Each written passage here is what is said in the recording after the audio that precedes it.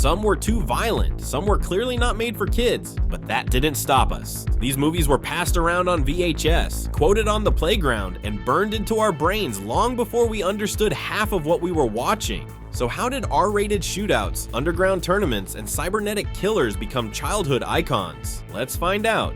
This is part 1 of the 80s action movies we couldn't stop watching as kids.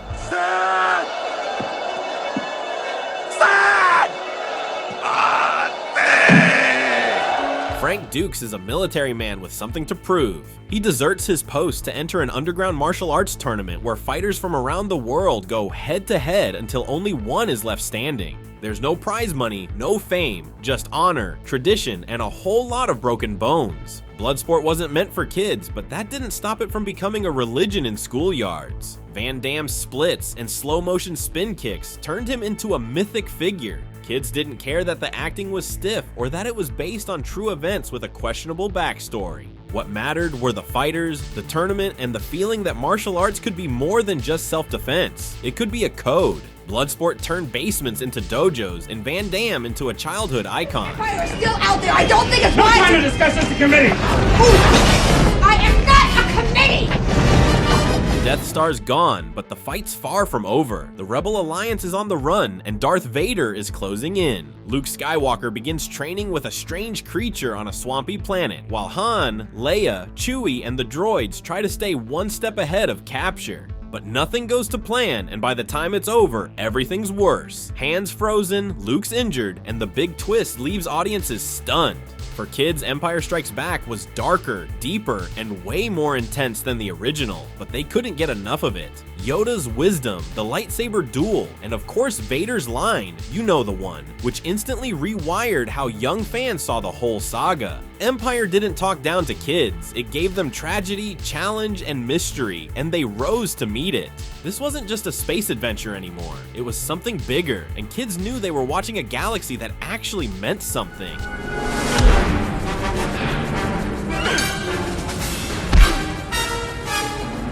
Indiana Jones is a professor by day and a globe-trotting archaeologist by, well, pretty much every other moment. When the US government sends him to track down the biblical Ark of the Covenant before the Nazis get their hands on it, Indy dives into a trail of booby traps, snakes, ancient puzzles, and high-stakes chases, all while keeping that fedora perfectly in place. Kids were obsessed with Indiana Jones almost instantly. He wasn't a superhero. He got bruised, he got scared, and he made mistakes. But that made him even cooler. Even if the biblical themes went over kids' heads, the excitement never did. Hey, I'm fucking somebody up.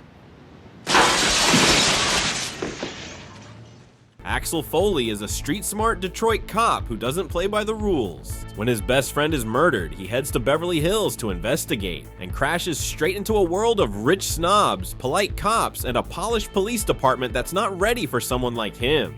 It was rated R and aimed at adults, but kids in the 80s loved Beverly Hills Cop for one reason: Eddie Murphy. He was fast-talking, unpredictable, and hilarious. Exactly the kind of hero kids didn't normally get. He didn't need muscles or guns to take over a scene. He just walked in, ran his mouth, and suddenly he was in control. The theme song Axel F became a cultural anthem, played on keyboards, toys, and TV shows. And with constant TV airings and VHS circulation, most kids saw it long before they were supposed to. Axel Foley became the coolest cop in America, even if we had no clue what half the jokes meant.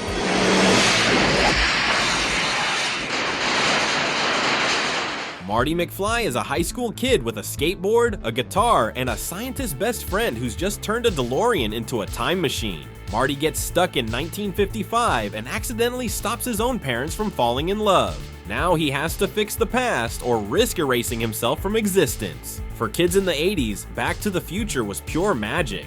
It didn't feel like science fiction, it felt like an adventure you could actually stumble into. The DeLorean was instantly iconic, the music was electric, and the idea of outsmarting bullies with brains instead of fists hit hard with young viewers. This was one of those rare movies everyone could watch. Parents, kids, teens, and everyone came away with something.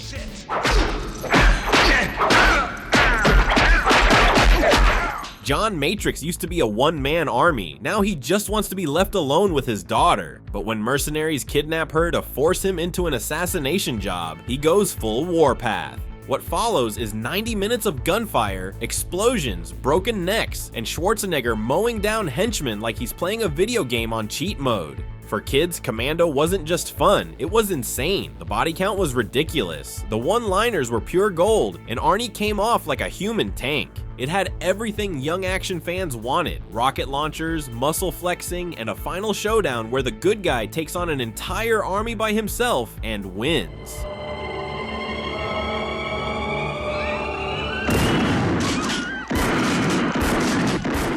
A soldier from the future appears in 1984 with a mission: protect a young waitress named Sarah Connor. Right behind him is something far worse: a relentless killing machine disguised as a man. The Terminator isn't here to conquer the world or take over cities. He's here to kill one person, and he won't stop until she's dead. The Terminator was a violent R-rated movie that absolutely hooked kids anyway. Schwarzenegger's mechanical presence and iconic one-liners turned him into a playground legend. What stuck were the shootouts, the chase scenes, and the idea of a villain so unstoppable that even when you blew him apart, he just kept coming. It was part horror, part action, and every kid who saw it, whether they were supposed to or not, never forgot it.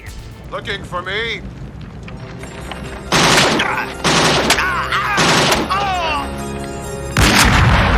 Detroit is falling apart. Crime is out of control, the cops are outgunned, and a greedy corporation steps in with a radical plan. Take a dead officer, merge him with a machine, and create the ultimate law enforcement weapon. That officer is Alex Murphy, a good cop who gets slaughtered in the line of duty, only to return as RoboCop. But beneath the armor and programming, something human refuses to die. R-rated, brutally violent, and packed with corporate satire, RoboCop should never have been a kid favorite.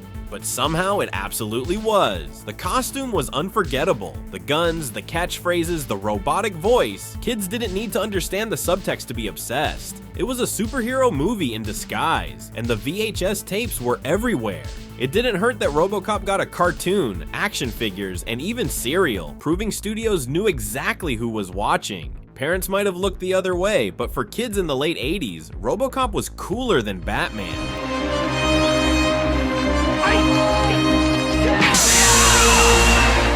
Daniel moves to a new town and gets beat up almost immediately. He's awkward, doesn't fit in, and makes the mistake of flirting with the wrong girl. The guys harassing him all happen to know karate, and they're not shy about using it. Daniel's only shot at holding his own comes from an unlikely place: his building's handyman, Mr. Miyagi, who turns out to be a martial arts master. What follows isn't just training, it's a total rebuild of Daniel's confidence, attitude, and ability to fight back.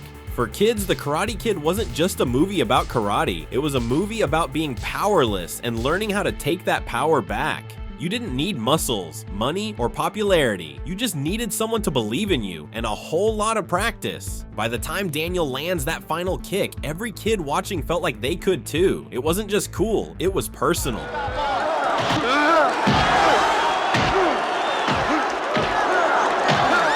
After the death of his close friend Apollo Creed in a brutal exhibition match against Soviet powerhouse Ivan Drago, Rocky Balboa steps back into the ring. Not for glory, not for a title, but to settle a score and defend his friend's legacy. For kids, Rocky IV was everything. The music, the revenge story, the unstoppable villain. Drago was terrifying, Rocky was relentless, and that final speech about unity somehow felt world-changing, even if you were 8 years old. The training scenes alone inspired backyard workouts across the globe. If The Karate Kid taught kids how to focus, Rocky IV made them want to train in the mountains.